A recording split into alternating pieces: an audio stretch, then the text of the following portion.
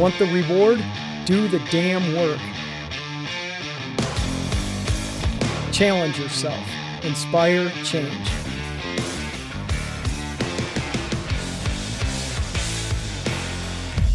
Choice, not luck.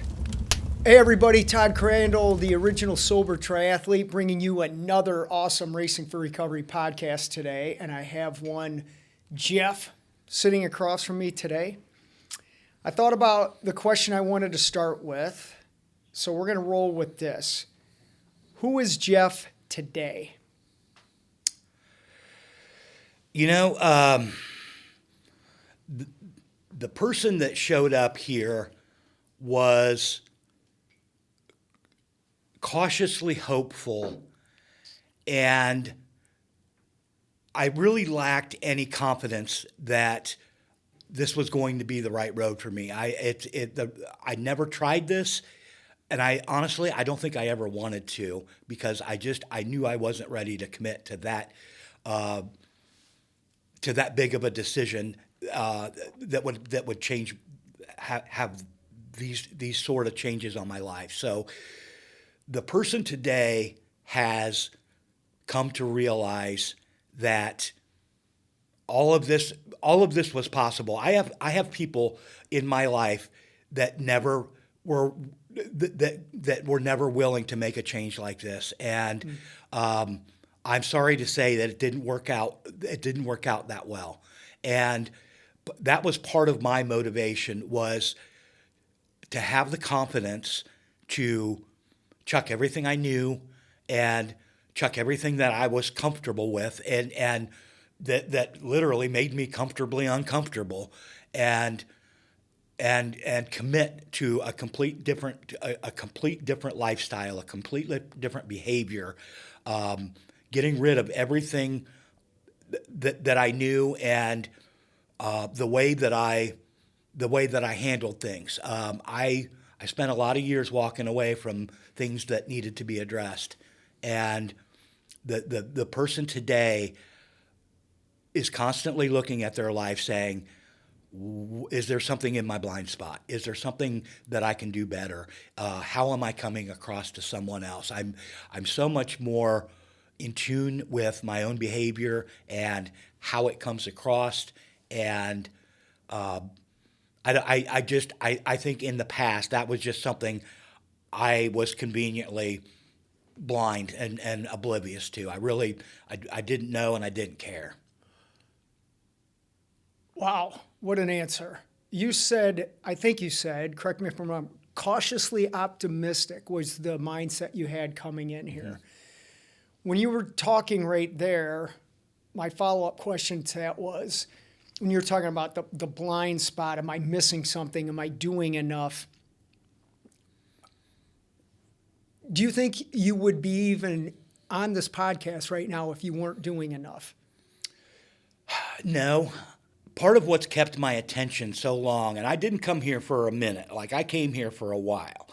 And I will tell you this, I know coming here, I wasn't sure how long I was going to stay. I knew that I needed to check 6 months off and reevaluate. And maybe then, maybe then I would be, fixed and be able to go back and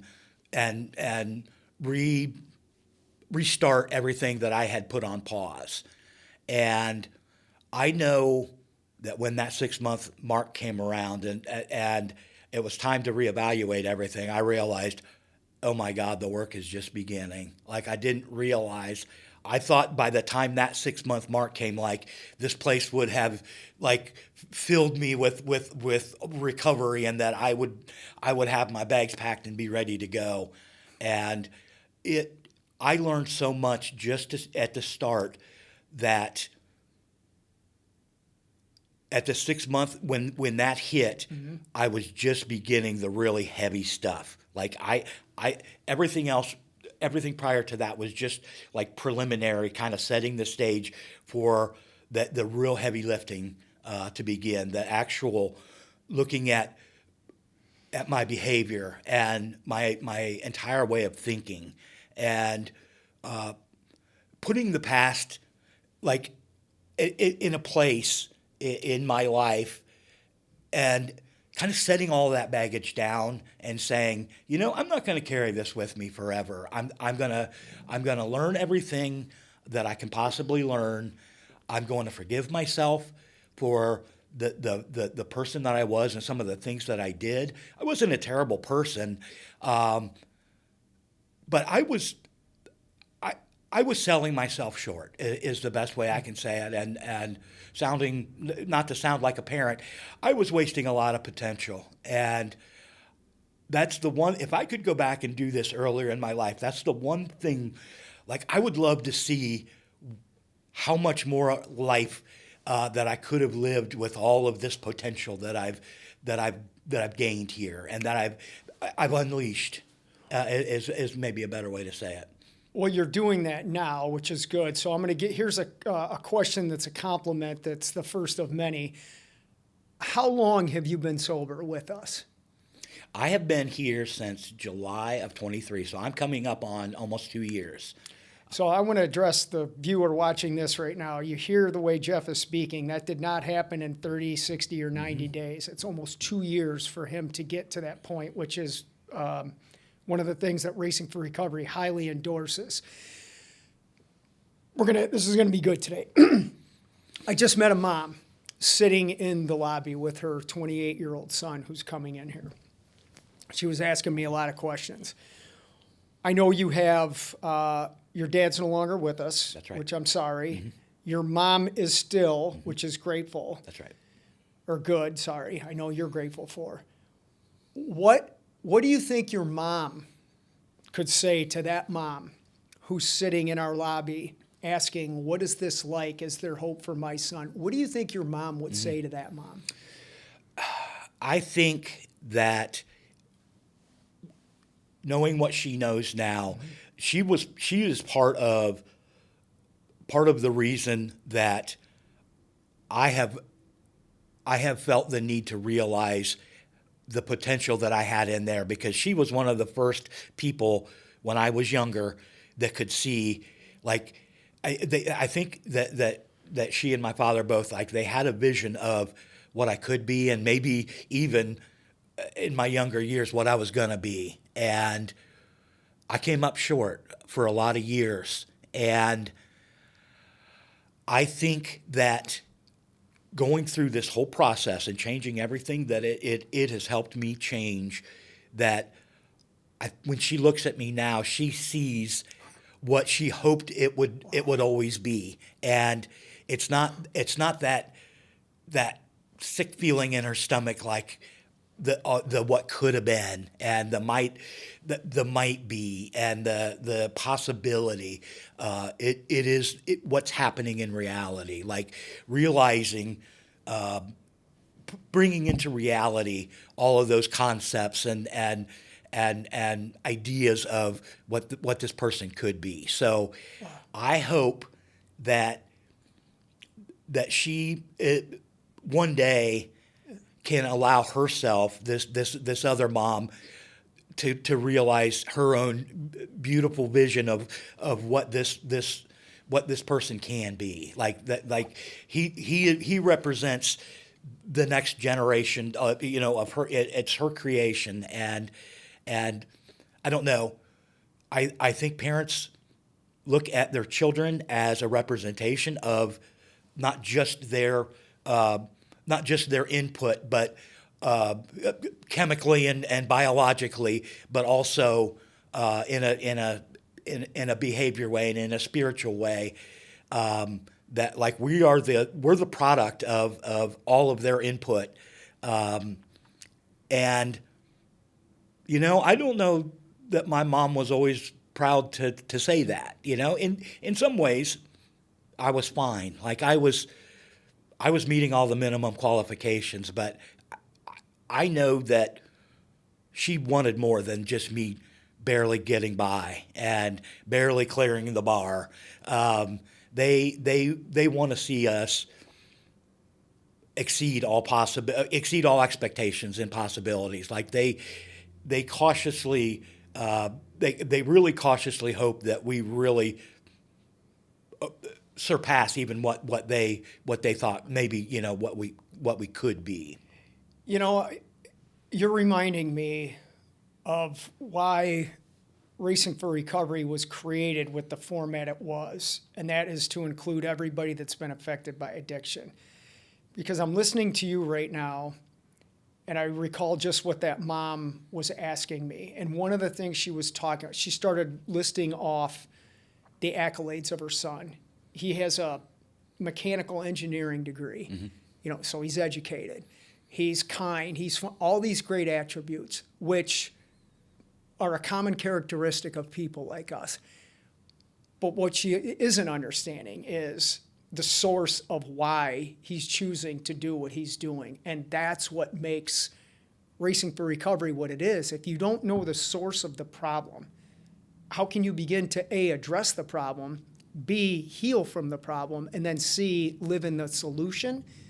And when I hear you and your mom and how you said your mom would benefit or describe this, that's exactly the recovery process. So you've mentioned this a couple times about the potential and what your parents hope to.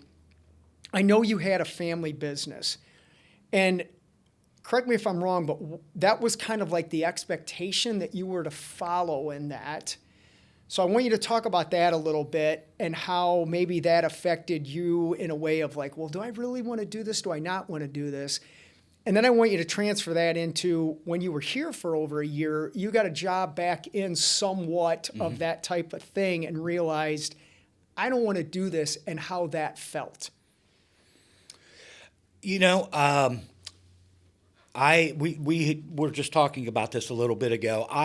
When I left home and went to school, went to college, I swore I was never coming back. And I think they came to the realization, I'm the only son in my family, and there was there was an agreement or an understanding that I could do more than that, and I was allowed, and I was even encouraged to do that. So I also got a degree in engineering, and after graduating college, I moved on. That was my first job out of there. What was as an engineer up between Cleveland and Akron, and I had kind of my life was laid out before me, and the possibilities were all open to me, and there was something that was still unaddressed. And when I look back at myself growing up, I was a good student. I was a good person. I was polite. I checked all the boxes, but there was something. I drank too much in high school. And I was known for that. I drank too much in college, and I was known for that. There was something not right. And despite me succeeding, and despite me graduating, and despite me I was moving in the direction that I thought my life would go, there was still something that was not addressed. And when I got the job out of college, I just decided, okay, we're going to put my college life behind me. We're going to not do the partying every night and all that kind of stuff. So I really kind of felt like I had got myself together, but there was still the underlying stuff that never did get addressed. And all of this kind of came back to bite me right in the middle of my life. And, despite the trajectory that I had begun on, my father had a stroke my first year out of college, my first year on a new job. He had a stroke, and we had to decide as a family, what are we going to do here? He was a business owner, and was involved in a daily, in the business on a daily basis. And we had to decide as a family what was going to happen. My sisters had both kind of moved on with their own lives. They were getting married, and they were going to go where their husband's career led them. And, one ended up in South Florida, the other ended up in Columbus. And I guess I realized that I felt maybe a certain responsibility that It was my responsibility to step up and help. Um, they had always been there for me, and I guess I kind of looked at it like, he had a pretty good life. Maybe I can always go back to this other stuff. Maybe this is worth an opportunity. So, despite all of my promises and everything and my thoughts otherwise, I moved back home. I moved back into the business, and I I did all the things that I swore that I was never going to do. And I think, unfortunately, that was the beginning of kind of an unsatisfying portion of my life. And while again, I thought I was checking boxes. I got engaged. I bought a house. I was doing all the things, but there were just some other stuff that never did get addressed, and that were going to come back and bite me as I got restless and as I got really unfulfilled. I started to fill my life looking for something to fill that void that I had felt and that was there. So alcohol was happy to jump right in and fill. I had a past with it. I had used it in high school to fill voids and to kind of fill that emptiness and to make me a much more social creature than I am. I did the same thing in college. And now, in the middle of my life, when I'm feeling a little unsatisfied and a little directionless, and just my soul just wasn't I wasn't filling my own soul, so I was reaching for things to fill it with, and alcohol became one of those things that got me by. It helped me. It helped me fill an emptiness that I couldn't otherwise fill, or I was so far unsuccessful in filling. So let's talk about, before you answer the part about what you've learned here about you don't have to choose a career necessarily that you don't like. Again, more compliments. I hear integrity when you made that decision to come back. I hear loyalty to family. I hear honor. I hear obligation. Those are all great attributes that anybody would cherish having. But you're right back to talking about what we believe in. And you've said it. There was some underlying issues that weren't being addressed. And that's exactly it. You can have an engineering degree. You can be a top salesman and money and a relationship. Those cracks start to become wider and wider. So let's move this into now where you're here with us and you're after the 6 months. You're talking about the work that really needs to be done. What's been the healing process of understanding those voids, and what have you done to patch them up and fully find Jeff as the awesome person that you are? I didn't know exactly what to expect when I came here, but I think that's a good thing in part because I came in with an open mind, and I just came in with a dash of hope that I still had a chance, that I still had enough life left to make something like this that I knew was going to be a challenge, to make it worth the payoff, the result was going to be worth all the work that was going to go into it. So what I realized when I got here was it's not just an activity or whatever that I was here to fix. I was here to change. I came to learn that I was actually here to change how I think, and I was by doing that it helped me change how I behave. It helped me change my perspective on the way that I look at basically everything in my life. It wasn't it it wasn't like a white knuckle ride, like, okay, get up every day and don't drink, and then get up tomorrow and don't drink again, and just string those days together for the rest of your life, and a bunch of things that you don't do, like today I'm not going to drink again. It wasn't that at all. It was understand what was going on. Take a look at all the things that were uncomfortable, that were dissatisfying, that were unfulfilling. Like let's walk all the stuff you spent your half of your life walking away from. Let's just walk right into it, and let's get uncomfortable to get through it, and let's not use anything to numb what this is going to feel like. Let's just go through it, understand it, and that's the new perspective that I was able to gain here. Was all of the things in my life that were obstacles and that were difficulties that I would just as soon not address, and I would just as soon avoid or walk away from, or just I would put them off forever if I could. Like that's the way I was living.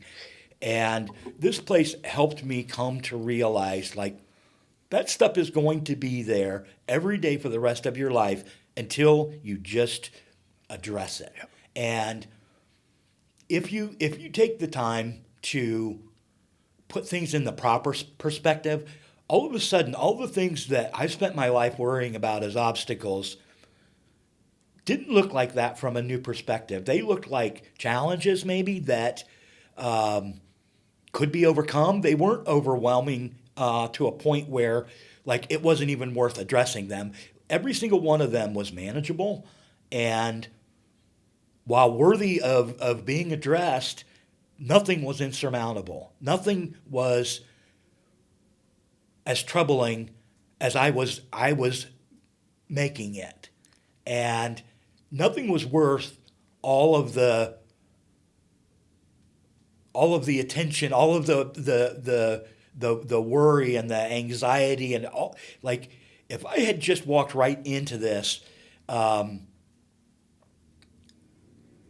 would have realized, I think, from this other perspective that nothing couldn't be accomplished. Like there was nothing in my life that if I addressed it properly and if I put it in the right perspective, there was nothing that was going to defeat me, nothing that was going to just take me down and take me under and like destroy whatever I had built. So I hear you not only understanding, but living our slogan, with sobriety, anything is possible. Mm-hmm. I also hear you applying in our Cleveland book, big idea number 3, that we're not immune to life's hardships. But big idea number 4, I don't have to drink over dealing with those hardships to then gain the success that you have earned. I hear that in you. Mm-hmm. There's a couple characteristics that I see in people that do well here. You mentioned having an open mind. You haven't gotten into the drama of recovery, which is also a good thing not to do in this. You're a note taker. Mm-hmm. I've seen you countless days sitting by yourself in that room after a group taking notes, pages of taking notes. I also see you sitting in our kitchen having a plant-based breakfast every time I come in here. Talk about, I guess you're taking notes, like what you're doing, what you're learning, and talk about what that plant-based nutrition has done for your mind, body, and soul as well. I always felt, going back to my days in college, I always felt like I learned something better when I wrote it down. Mm. It doesn't matter. I write every note that I take with the intention that I'm going to go back and read it.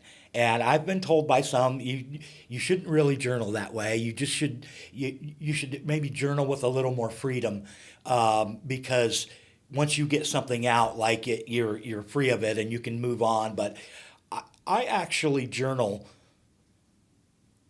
every thought that I have, and I do it with the purpose of going back, because I feel like I have I have some thoughts and some revelations here I don't want to forget. And Yeah. I know that going through this experience, I'm not going to be doing exactly what I'm doing here in the way that I'm doing it for the rest of my life. And but having a written record of everything that I'm doing here is my way that I can take it all forward with me. I don't want to say that I'm ever going to put my recovery aside. That's not what I'm saying at all. Like, it is one of the ways that I will for the rest of my life have with me, like, the presence of me here and the clarity that I felt and the hope that came back into my life and the thoughts and the hope that this place has helped me like instill into my life, and every one of the thoughts that I have is something that I don't ever want to lose. And I think journaling all of my thoughts is one of my ways I can take this all with me when I go. And I never have to actually forget what I was feeling when I was here. And I know my journey is going to just kind of keep going forward, and we'll just Lord knows where my path is going to lead. But in a way, I don't ever want to lose the clarity that I have while I'm here, and I guess the hope that about all the possibilities that can be once all of this started to really take root in my thoughts, in my actions, in my entire behavior, in my way of thinking, in my approach. I did not always take my physical health and my nutrition very seriously. That to answer your second part of your question. In fact, I was doing just the opposite of that, because I was going for days without eating anything because I didn't want food to get in the way of my drinking every night, you know? Wow. And I was eating enough to survive, but I was literally I was drinking enough to kill somebody for quite a good part of my adult life. And it was one of the things that I knew. One of the things that led me here was just that. I ended up in the hospital, Yep. going for essentially an entire month without taking in an ounce of nutrition, but I was still drinking. And I literally just poisoned myself to the point where it literally did cognitive damage. I was having seizures. I was in the hospital for 8 days, and I wasn't even aware. And when I woke up in the hospital, I didn't even ask what I was doing here. Like, it was just, I just started like living my life again. I didn't even ask, what am I doing in the hospital? Like, I was kind of wrecked. And it was a turning point in my whole life. And one of the things that this place has taught me is what attention to your physical health and to your nutrition can do, not just for you physically. It makes you feel like $1,000,000 physically, I'll be honest with you. And I wake up every morning looking forward to the feeling that I'm going to get physically. But one of the things that I didn't understand until I did it was what those two things were going to do for me upstairs, what they were going to do for my mental health. I almost think it's about a 50-50 split for me. The benefits of physical activity, physical exercise, and nutrition, I'm willing to bet that somewhere that there's going to be a study or proof that literally about 50% of the benefit of all the things you do for yourself physically and nutritionally actually benefit you mentally and spiritually. I'm smiling right now because it's something I would have never believed in a million years until I saw it for myself, until I felt it.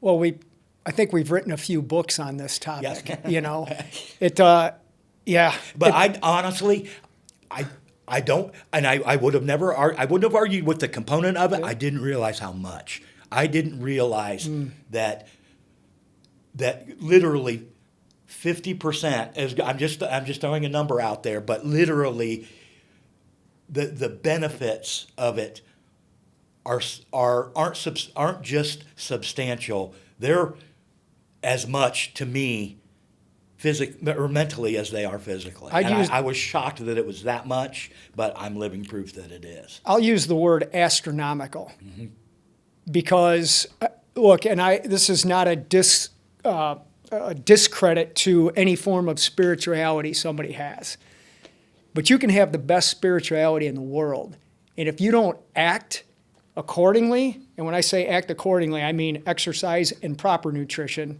not crap nutrition, proper nutrition. Right. And if you want to know what that is, read Do No Harm.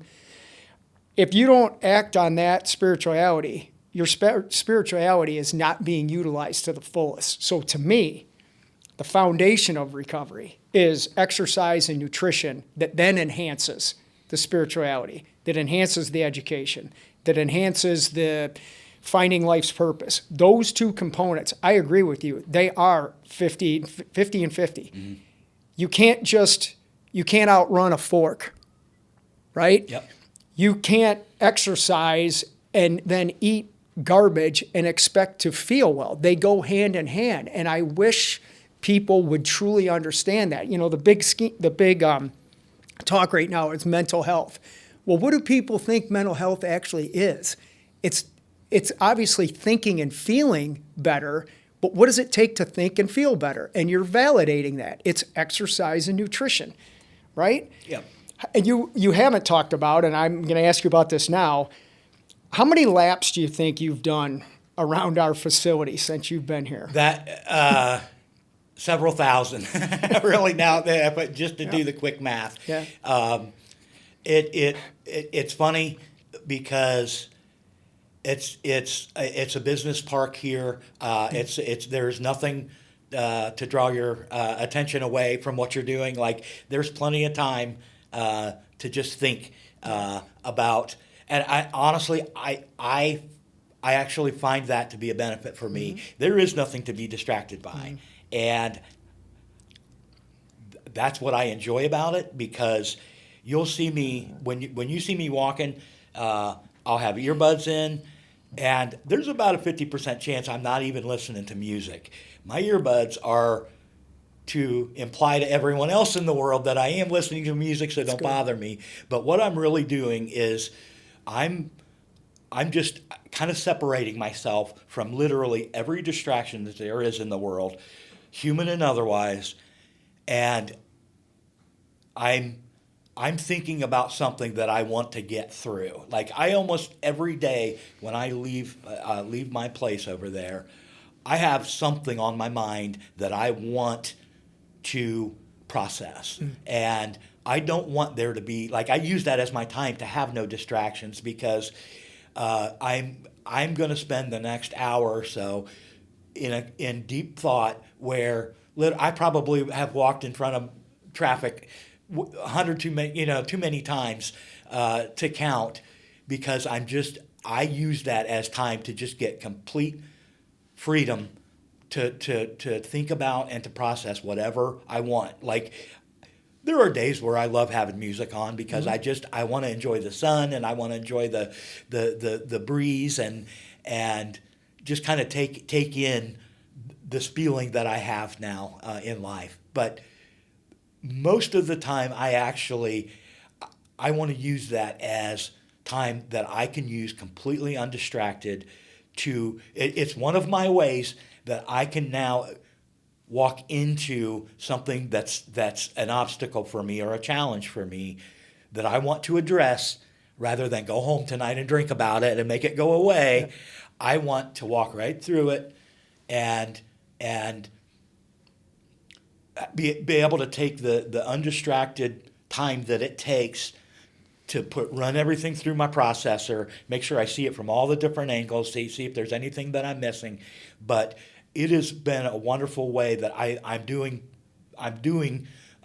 two things at once very efficiently for me, which is very important, because it's you and I have talked about this in the past. I want to multiply the effect of this every time I get a chance, and that is one of the ways. Like I'm physically, I'm getting exercise, I'm getting out and some fresh air, I'm getting some sun, and it's good for me physically, it's good for me mentally, and oh, by the way, I'm going through something that I've wanted to take an hour to think about and process and address. So I'm all about the efficiency of the whole setup, and I am living proof of the benefit of the results of that. We've covered a lot, and I could ask some more questions, but I do this with everybody. Is there a question you have for me or about us that you and I haven't discussed or talked about in any of our sessions? Anything you want to ask me that then I can turn into more questions for you? I would ask one of my questions that I'm wondering for myself. What's next? What do you see? I think that you've laid an amazing foundation here, and I think that by having the experience that you have, having gone through this yourself, that what you guys have developed here is inarguably successful and literally gives hopeless people the confidence that they can hope again. So, what do you? I guess my question would be, what do you see as building on this foundation? The first time that I met you, I can go back and show you the notes that I took in the journal that I was writing in while we were talking, and it said, "This man has vision and he has clarity." And he knows exactly what he is, and he knows what he isn't too. Like his vision and clarity were the two of the words that I used. So, using this wonderful vision and clarity, what do you see? What do you see down the road here that's next for racing? How do we build on this amazing foundation that has been established? It's a good question. And one of the things, and you're going to be a part of this, we've just extended our housing. I don't even know if you know this, but I think you do, but it's official today. We signed the paperwork to buy another housing unit. And the reason that came to fruition is because of the success of people coming in here. I didn't know. Well, I'll answer it this way. I did not know the extent of what you all need to be successful. And I'll tell you this right now, people that are watching this, it's not what people think in recovery. A lot of families, they think, oh, my son's going to go in and in 30 days they're going to come out and they're cured. And that is not true. What I have learned through the success of you guys and also watching you overcome the struggles is how long it takes for someone to fully be back productive in sobriety. And I'm not talking about getting a job 30 days into recovery, a job that you hate. Mm-hmm. I'm talking about sustained sobriety, understanding the impact of trauma, implementing exercise and nutrition, healing families, then financially starting to get oneself together where eventually they can buy, not rent, buy and own and live in peace and confidence that they're doing some stuff. That's a longer process than I thought. Mm-hmm. At Racing for Recovery, we have realized that. So this new housing unit we bought or are buying today is an extension of helping you guys further. Because once you're here with us for a year or two, that's great. But then to take that next step into your own housing, that's something that I didn't realize how difficult that was. I'm very fortunate. I had financial and emotional support from family and friends that helped me get to where I am. I didn't do all this on my own. A lot of people that come in here, they don't have that. So I feel, and I get emotional thinking about this, I feel I have an obligation to provide that. And I'm happy that through our awesome staff, we're able to take that to another level today. So the recovery housing program that we are extending and improving upon is one of the things I am very driven and focused on. And that I'm proud you're going to be in there I'm within a actually, month. we're going to be the first ones first in the ones. first place. I think Yes. we are happy to be your guinea pigs because we know that we're here for the right reasons. Yep. We know we are not here to take 30 days and to stop the bleeding and then to go back out Yeah. and just turn right back, go back to the exact same place and do the exact same thing with the exact same people. Like, we understand what a life-changing event this is.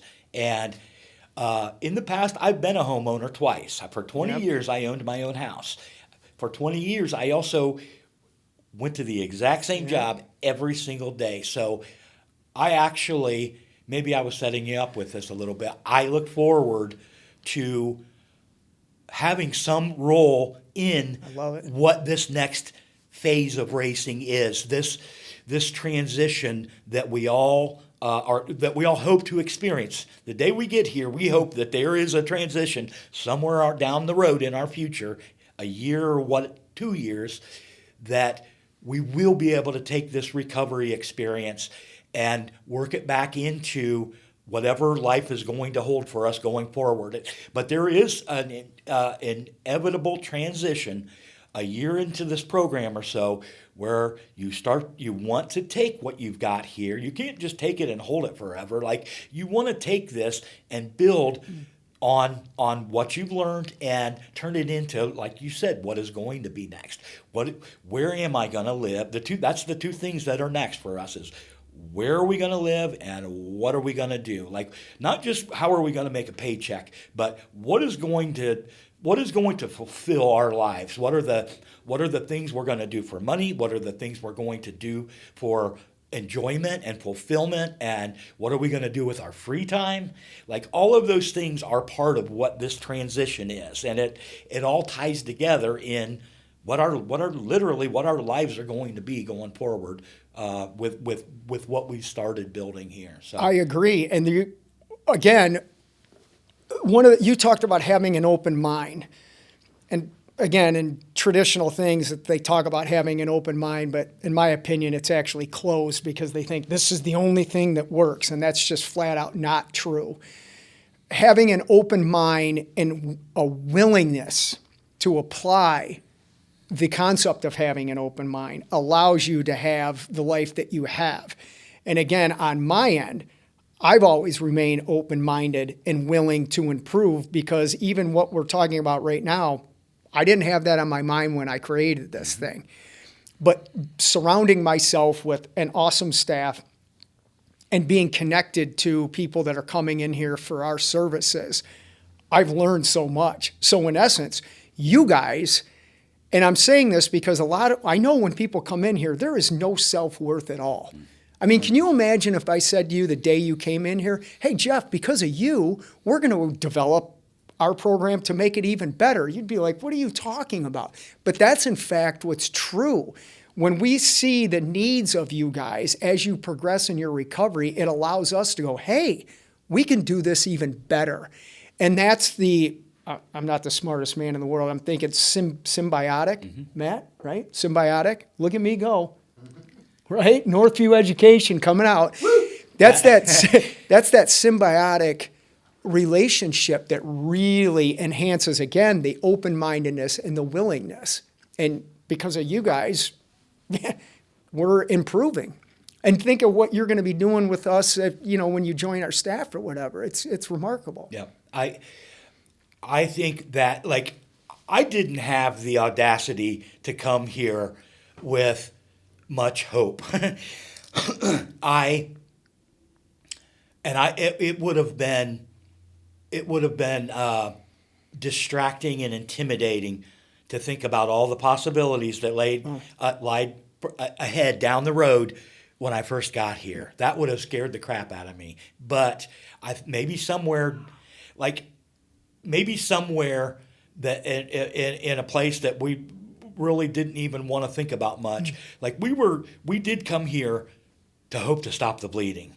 And then once that stops after just a little bit of time, then you have to start to exhibit the willingness, because you realize this is going to be a lot of work. This isn't going to be something where if I show up here every day, the magic of this place is just going to waft and by some osmotic process, like it's going to infuse me with health and healing. Like, nope, I just had to come to the place in my life, and we all have to do this, where we just open ourselves up to what all the possibilities are and pretend we don't know anything, because it's time to just completely learn a new way of living in life. But forget everything you know, including the feel, like also forget the lack of value in everything you feel. I came here feeling of zero value. I mentioned this a little bit earlier. I didn't even know if I was worth the work that this was going to take to do this process. I knew it was going to be a lot of stuff. I didn't know if I was worth it or not, and I didn't know if the payoff. I hoped the payoff would be, but I didn't know. I had to be willing to open myself up to just start to receive what this place had to offer. This place was not going to do any of the work for me. And me showing up was not good enough either. Like, that wasn't going to be enough. Just coming here every day was never going to be enough to fix all of the stuff that I needed to fix. I had to just be open to learning about all of the work that I was going to need to do, and all of the things that it was going to do for me. And once you do that, once you buy in, you're hooked. So I know we've been going a while, which is great. Here's a question I have in this, and maybe we can start tying this into concluding this, because I could talk to you for hours. I'd like you to describe what kindness that you've received from our awesome staff here. And yes, I promote our staff, and I'm going to compliment them because they're freaking amazing. When I hear you talk the way you're talking about, I came in here with zero self-worth.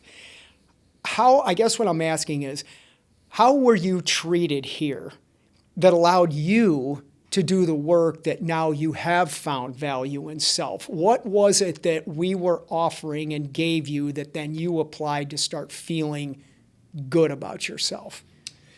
I think that once I had to come here and show you guys that I meant business, and that I wasn't here because somebody made me come here. I wasn't doing any of this because it was, quote, mandatory. You might as well have not even given me a schedule and highlighted the things that I had to do, because I was going to do them all. If there was something available for me to do, I was going to come and do it.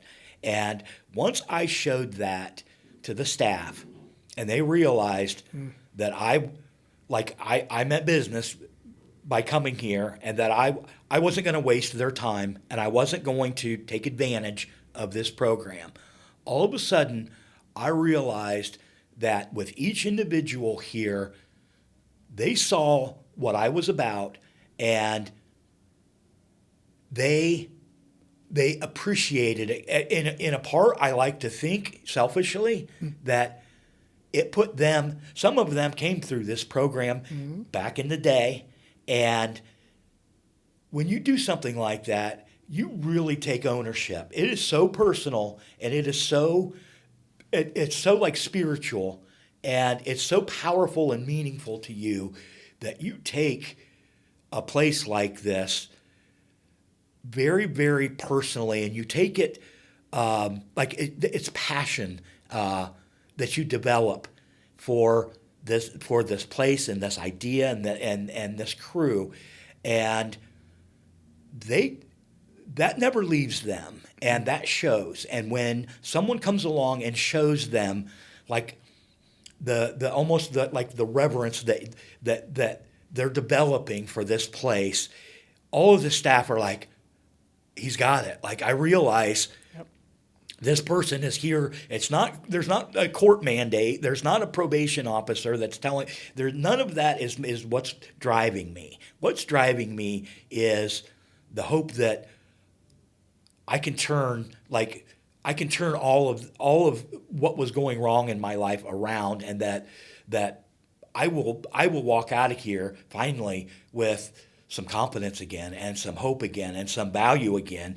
And I think that the staff can see that. I think that they have their own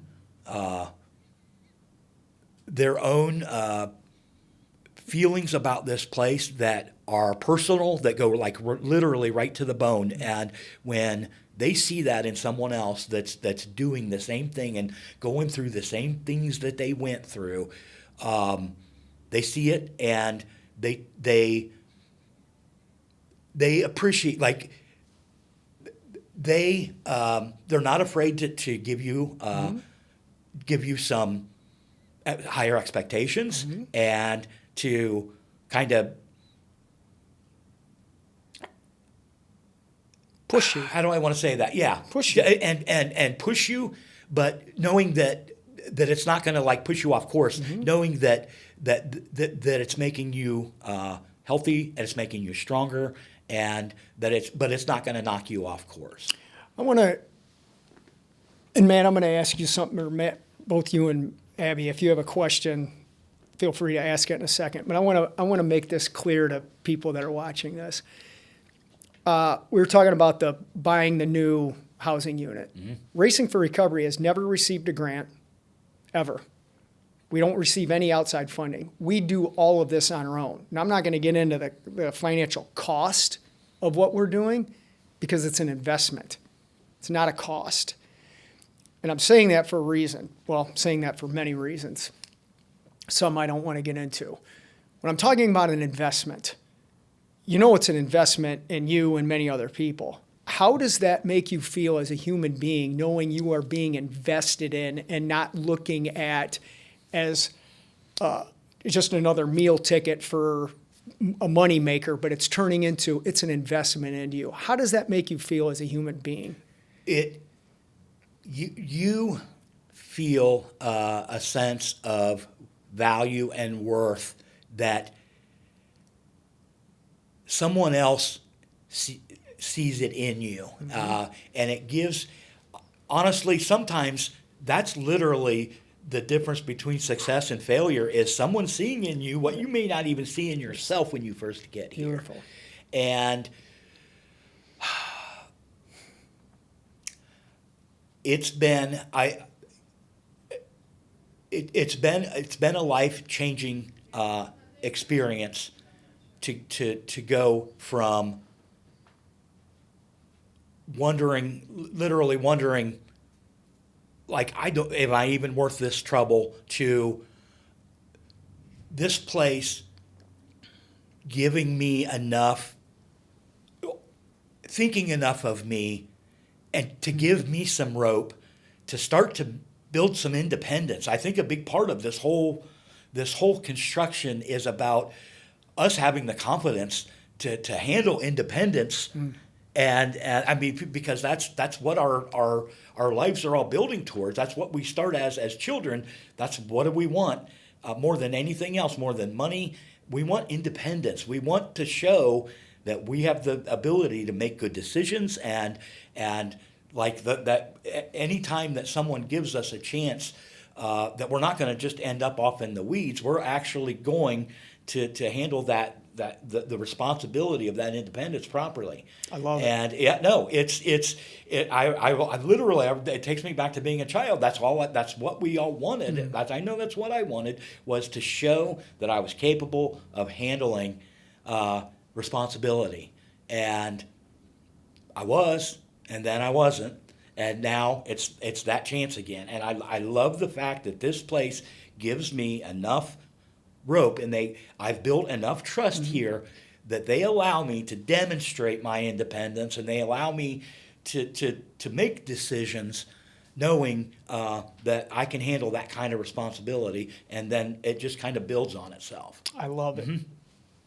Any other question? Am I missing anything? We can cut this out if you don't like my question. But Jeff, I told you a couple times now, the things you say in the live stream meetings Thursday nights are so insightful and so like reflective of, you're not commenting on just random stuff. You're commenting on what the meeting is about, and you add, Thank you. it's relevant, it's important. But what I respect you more for is you don't talk that much. And you listen. And I think sometimes in early sobriety, people are so eager to like prove how wise they are that I think it takes real wisdom to listen. It takes a stillness. When did you develop that stillness? Honestly, I think that is something that I learned from the family that I grew up in. My dad was not a big talker. He was not someone, and my mom the same way. But having worked like with my father every day, I knew even growing up, he was not teaching me by talking to me. He was teaching me by showing me. He didn't tell me what a good man is or what an honest man is or what integrity is. He showed me every single thing. He was not about talking. And because as we know, we meet people in our lives whose substance is it's only in their words. And my dad was just, and my mom, they were people of deeds and not of just Running their just mouth. description. Yeah, like it wasn't something. It wasn't anything they said that taught us. It was what they did that showed us. So I've never I came in here not like I always. I just want to kind of get the lay of the land, and not. I've never been one to try and draw a lot of attention to myself and hey, I'm the star of the show and everybody look at me. And I resisted the live meeting for a long time because of that. Like I don't like being the center of attention, but I got to be honest. One of the things I do like here is being an example of what's possible and setting a good example. And again, learning from my family is don't tell everybody what you are, show them, because that is where the substance is. You can say anything, but you can't fake substance and depth, and I'll let my actions speak for myself much easier than I will my words. That's a beautiful way to conclude this because, and again, I want to point out to the viewer, not one time did we talk about how much you drank, how many cars you crashed, how many toilets you puked in. It's like, who cares? We've all done it. The focus is on, this is what I've done. This is how I feel. And I'm validating everything you're talking about. It's through doing, not talking. Yep. I'm proud of you, Jeff. Yeah, thank Seriously, you guys so man. much. And Matthew and Abby, as always, we appreciate everything you guys do for us. Sometimes behind the scenes you don't get enough credit, but you make this a lot easier, look a lot easier than it could be. So thank you guys for everything you do for us. Thanks, Jeff. Yep. Until next time, everybody, do us a solid. That's an old 70s burnout word. Do us a solid. Share this. Share this, not just with somebody battling addiction. Share it to somebody who's, quote, normal, who's never had a drug or alcohol problem. There's plenty of value in what Jeff was saying today. Check us out on the live stream. Contact us if you need our help. Congratulations, Jeff. Thanks for doing this Excellent. today. I'm glad to be here. Thank you.